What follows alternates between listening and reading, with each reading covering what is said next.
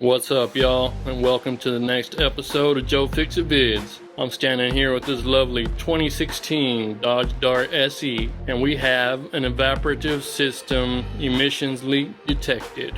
So what are we going to do about that? Well, let me show you, man. Besides the check engine light, you will see check fuel cap, but we've already replaced the fuel cap, so we know that's not the issue. Unless we got a faulty fuel cap. Well, I don't think that's the case.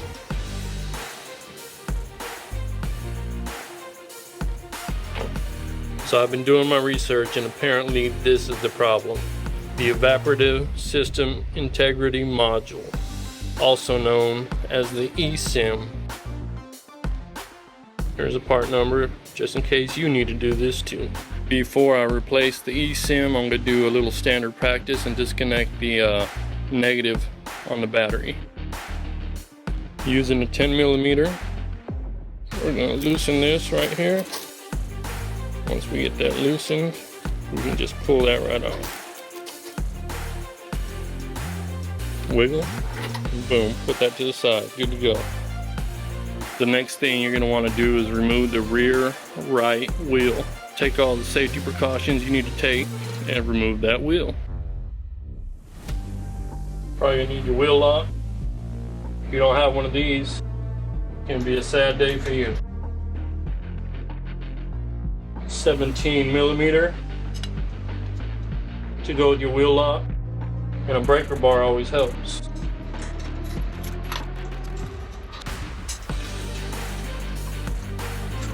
Get your wheel out and out of the way. Now I would recommend putting a jack stand somewhere secure under the car just to support it while you're under there working. So what you're going to want to do here is remove this bolt right here, this bolt, this pin, that nut right there, that nut right there. Alright, on this side, we're going to have to remove that nut right there, that one right there, that one right there, this clip, this clip, this clip, this clip. Alright, so we're going to remove all that hardware and the pins, and we're going to take this whole piece out right here so we can expose what's back there. Okay, so these two bolts right here are going to be 8mm. Got my 8mm socket ratchet with extension, and we're just going to work these out. One more hiding right there. Alright, next up we got 5 nuts to remove. They are 10mm. 1, 2, 3, 4, and there's a 5th one up here. The long socket works because these threads are sticking out quite a bit, but I'm going to use my short anyway.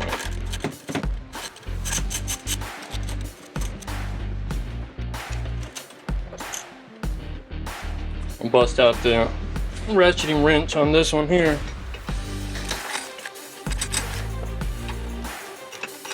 That one is on there.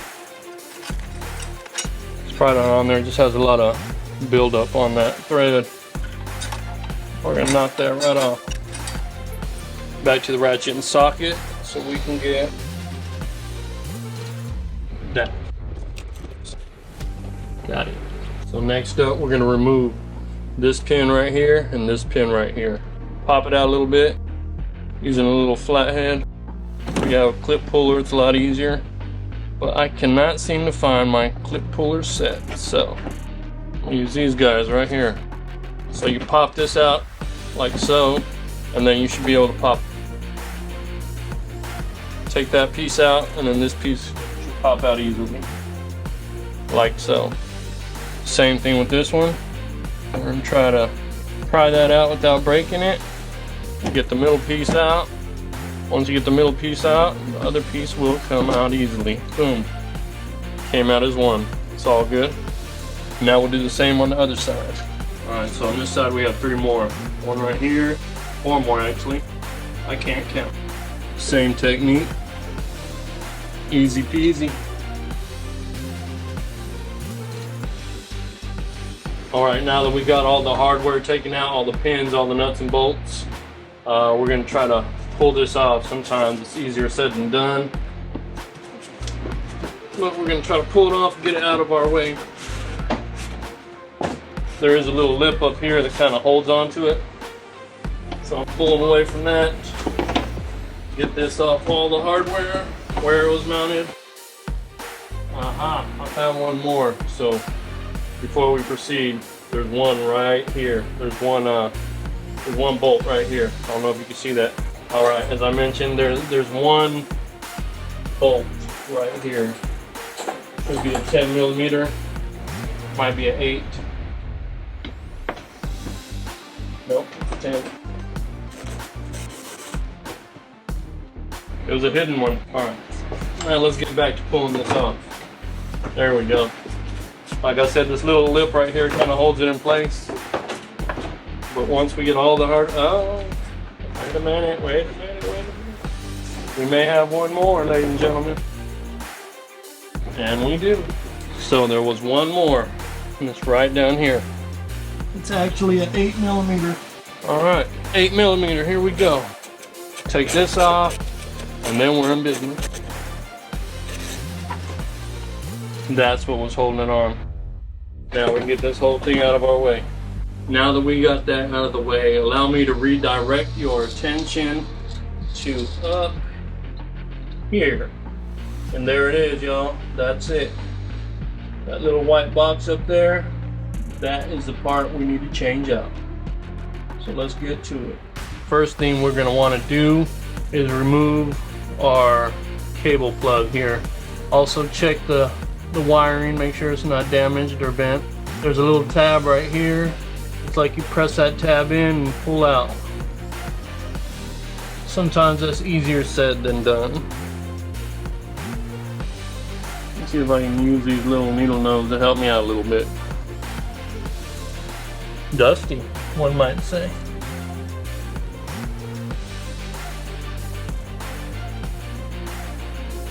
Okay, before we get too far into the struggle trying to take that connector off, I wanted to show you this hose right here. Connects right there. This hose needs to come off. You just kind of got to work it off.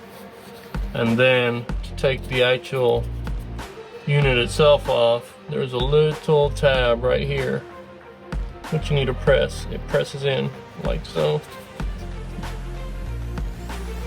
See it?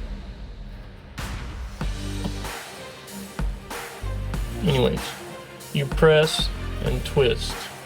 Alright, I'm going to take the unit off itself. I'm going to take the hose off, then take the unit and spin it off, try to get it out, and then I'll remove the cable when I have it in hand. Okay, so there's no real good way to show you this, but I'm trying to take that hose off the back. I may have took it off the wrong side. That hose basically pulls right off. See it? I got it off. Alright, y'all still with me? See that hose right there?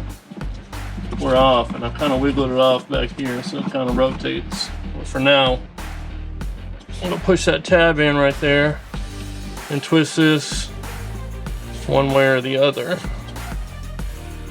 Oh, sorry, I was pushing the tab the wrong way. I was pushing it in instead of out. So, push tab, twist, pull out, like so. And there we have it. That's where the hose connects right there. And here's the hose I'm talking about. It's out of position at the moment. It's supposed to go like so. Anyways, now I can see this clip in its entirety. See how I'm gonna go about taking it off without breaking it off. I may need to come out the gloves for this one. We're taking the gloves off. Okay, little buddy. Let's see what we got here.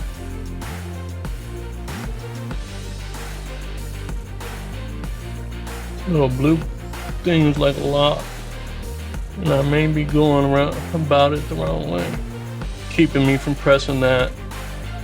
So I need to find a way to slide that lock up, out of the way, up or out.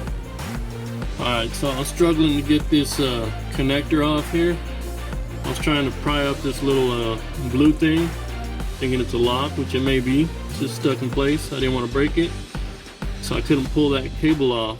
So what I did was I went in here. I don't know if you can see it or not. I went in here with the little flathead, and there's a tab in there, and I just pulled it up, and that allowed me to disconnect it without breaking. Maybe you can see it right here. It's a little tab right here. I just went in there and lifted that up, was able to pull it off real easy. Everything's out with the old. We are ready to install the new one, but before we do, the new one came with a brand new O-ring. So we're going to replace this one. Little indentation on the front, little indentation on the back. I'm assuming it can go either way. Here's the new one. Looks the same on both sides. Make sure it's in there. Nice and flush. Some people may even want to put a little lubricant on there. I'm gonna let it fly the way it is, but you know, that's up to you. Next thing is we're gonna connect our, we're gonna put our module in, put it in position, then connect our hose, then connect our electrical connection there. So we want it to end up like so. We're gonna start off like this. The hose slides over this part, and we want it to end in this position. So we're gonna go in like so. Once it falls into place, a little repositioning. All right.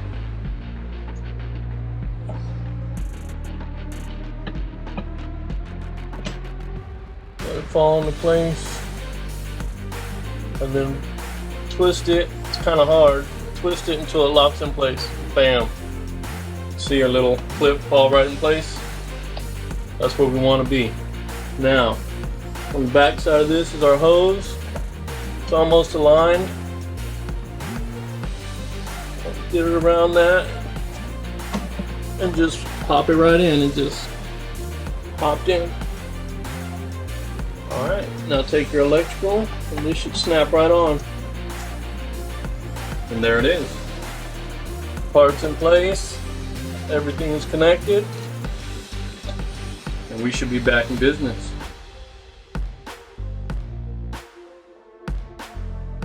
Everything's in position, so we are ready to put everything back together.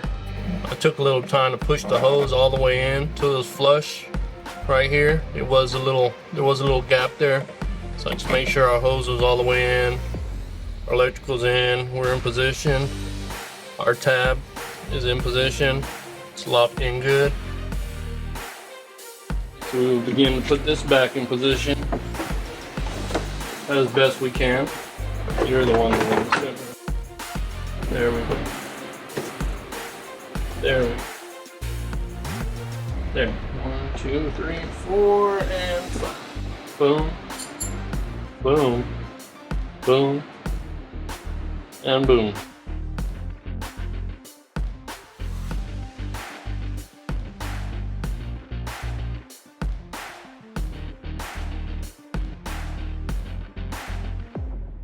Now we will put our bolts in. These are 8s.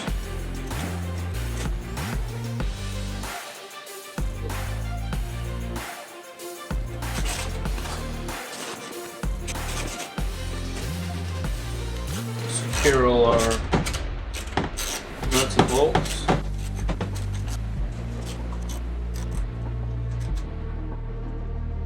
Alright, and we got one more.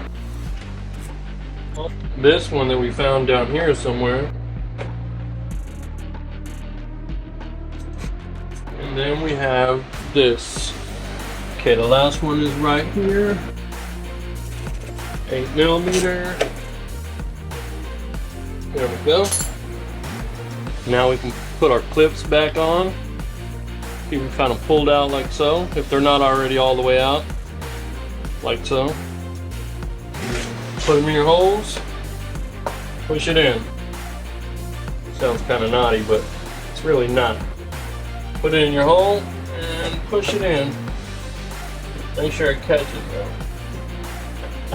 That one was not. So, moving right along.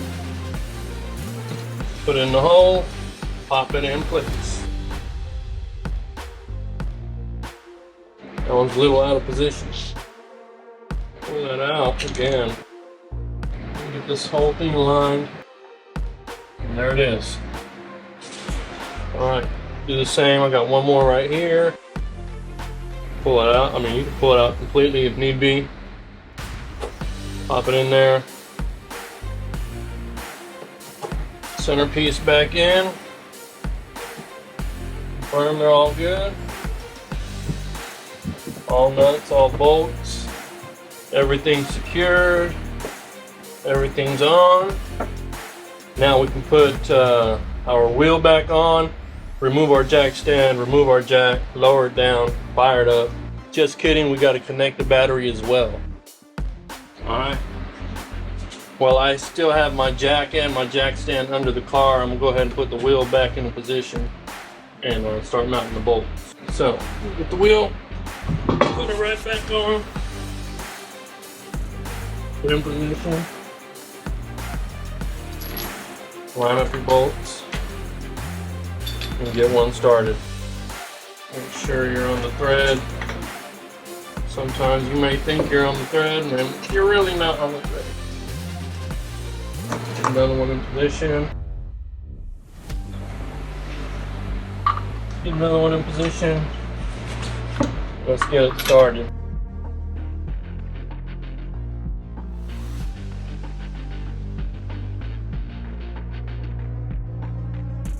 Alright, once we got them all in position, obviously they're not tight, but they're all in place.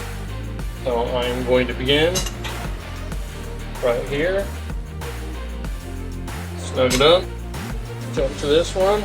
Start pattern, of course. Snug it up. Jump to this one. Keeping that same start pattern. Boom, boom, boom, boom, bam. Snug it up real good.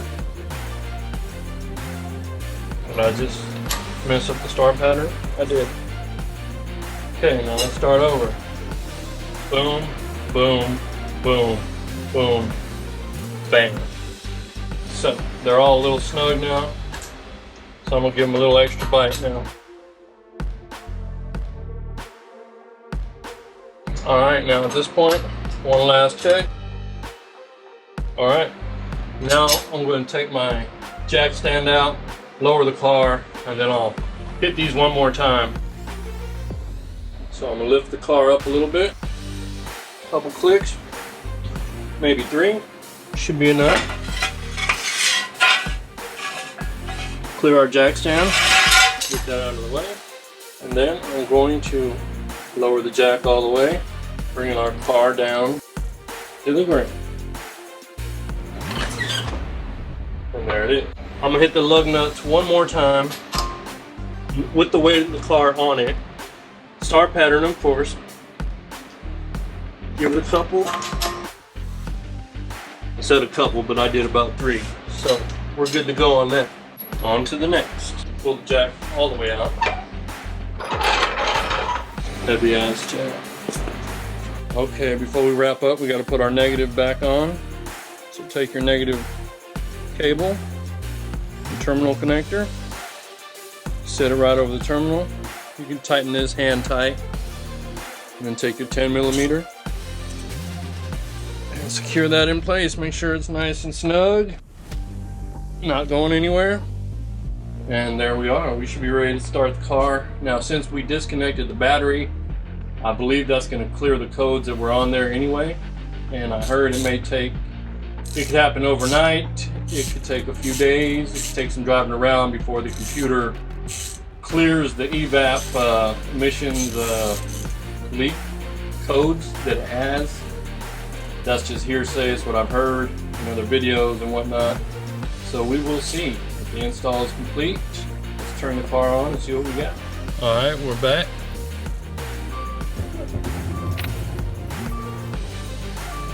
That was a bit of a delayed start. Here we are. don't see no service required stuff just yet. Parking brake engaged. Service airbag system, that's a whole nother deal. And the code may be clear because we disconnected the battery. So we'll have to give it some time, let it run around, a few starts, you know, a little drive time. Hopefully they don't come back and this car will be ready for inspection to pass with flying colors. Until the next time, this is Joe from Joe Fix It Vids. Check out my channel, like and subscribe. Check out the videos, leave some comments, holla at your boy. Until the next one, peace.